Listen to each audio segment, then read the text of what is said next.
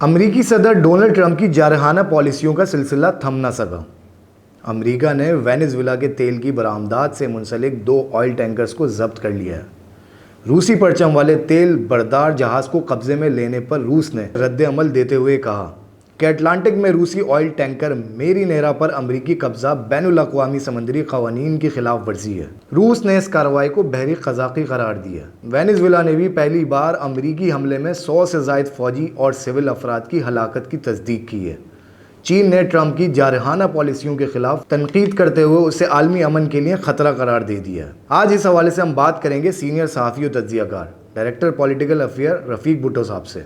जी भुट्टो साहब, ट्रंप के जारहाना इक़दाम दुनिया को किस तरफ ले जाएंगे? देखिए जी, मिस्टर ट्रंप यूएस प्रेसिडेंट एक फ्रस्ट्रेट और नाकाबिले एतबार, जिसके लिए आप कोई भी प्रोटेक्शन नहीं कर सकते, उसको जब जी में आता है पता नहीं कुछ कह देता है, फिर उस पर माफ़िया मांगता है। दुनिया इसकी गवाह है। मिस्टर ट्रंप अपने अंदरूनी मामलात और अंदरूनी बहरान में फंसा हुआ है। इस वक्त भी अमेरिकन इकानमी जो है वो बड़े बहरान का शिकार है। 136 खरब डॉलर सिर्फ अमेरिकन कर्ज है अमेरिका पे। तो इस हालात में माइट इज़ राइट वाला काम ही चलता है, जो कि अमेरिकन एक पुराना ट्रेंड और पुराना माइंडसेट है। दुनिया के कवानीन, इंसानी हुकूक, जमहूरियत, जमहूरी उसूलों को बालाए ताक रख के उनको जी में जो आता है कर देते हैं। तो भुट्टो साहब ये बताएं कि अगर ट्रंप की इसी तरह कार्रवाइयाँ जारी रहीं तो रूस और चीन का क्या रद्द-ए-अमल हो सकता है? देखें, दुनिया में अमेरिका चाहता है कि तीसरी आलमी जंग लगे, लेकिन रूस और चीन जैसी बड़ी ताकतों को आलमी जंग सूट नहीं करती, क्योंकि रूस को गोरबाचोव ने अपनी जिस पॉलिसियों की वजह से इतने बड़े सोवियत सोशलिस्ट रिपब्लिक को, जहां जो कि एक सुपर पावर था, चीन से पहले उसका जो माशी इस्तेहकाम था वो बहुत आला था। उसके पास भी दुनिया की एटमी कुव्वत थी, उसके पास भी एटमी टेक्नोलॉजी थी, लेकिन गोरबाचोव ने जिस तरह रूस का हशर किया गलत पॉलिसियों की वजह से, मुझे लगता है कि ट्रंप भी गोरबाचोव की पॉलिसियों पे चलने लगा है। इसीलिए अमेरिकन जो इकानमी है वो दिन ब दिन बैठती जा रही है और बुरान का शिकार है। तो इस वक्त चीन जो है मिस्टर शी की क़यादत में अपनी मुआशी पॉलिसियों को आगे बढ़ा रहा है। कम्युनिस्ट पार्टी के रोल को और वन पार्टी सिस्टम को वो आहिस्ता आहिस्ता इस सोच को, इस पॉलिसी को मुआशी इस्तेहकाम में तब्दील कर रहा है, ताकि चीनी कौम, जिसकी आबादी 1.5 अरब से ज़्यादा है, 1 अरब 42 करोड़ से ज़्यादा चीनी जो है, सिर्फ 1 या 2 लाख की इंडियन पॉपुलेशन उससे बड़ी होगी, लेकिन चीन उसके मुकाबले में है। तो इस सूरत हाल में चीन अपने आप को मुआशी तौर पे आगे बढ़ा रहा है और AI पॉलिसी को लेकर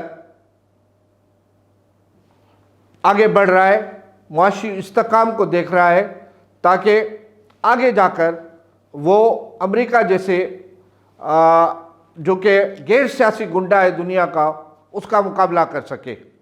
मुआशी तौर पे आज भी अमेरिका से चीन ज़्यादा है, लेकिन चीन अपनी लॉन्ग टर्म पॉलिसी की वजह से, अपने बेहतर मुआशी मुस्तकबिल और बेहतर मुआशी इस्तेहकाम की वजह से खामोश है और वो जंग नहीं चाहता, और इसी वजह से वो बहुत कंप्रोमाइज्ड है। रूस के अंदर जिसकी क़यादत प्यूटन कर रहे हैं, जो कि KGB के चीफ रहे, और उसकी सोच जो है वो एक जासूस की मानद है, और वो सियासी कम और इंटेलिजेंस जो पॉलिसीज़ हैं वो उसके पास ज़्यादा हैं। इसी वजह से वो तीसरी चौथी बार वहाँ का सदर बन रहा है और उसको चैलेंज करने वाला कोई नहीं है।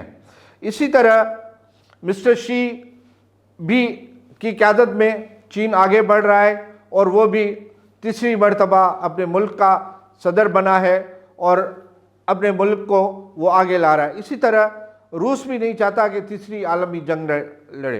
रूस कंप्रोमाइज्ड है। रूस के साथ अमेरिका ने एटलांटिक सी में ज़्यादती की है, आलमी कवानीन की धज्जियाँ उड़ाई हैं।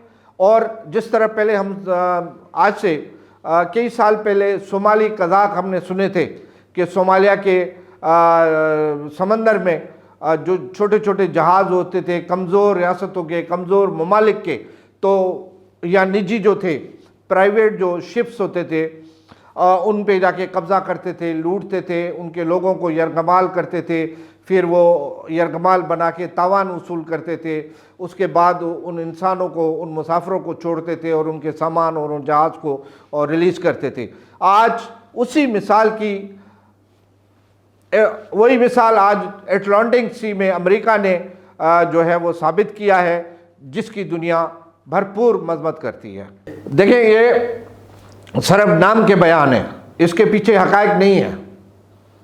वेनेज़ुएला पर जिस तरह अमेरिका ने फौजी कार्रवाई की, अब पहले अमेरिका कह रहा था कि ये पीसफुल कार्रवाई है, इसमें लोग ज़ख्मी हुए हैं, लेकिन आज दुनिया की मीडिया ने हकायक वाज़ेह किए हैं कि उसमें सैकड़ों लोग कत्ल हुए हैं, कई लोग गुम हैं, कई लोग मिसिंग हैं, कई लोग ज़ख्मी हैं।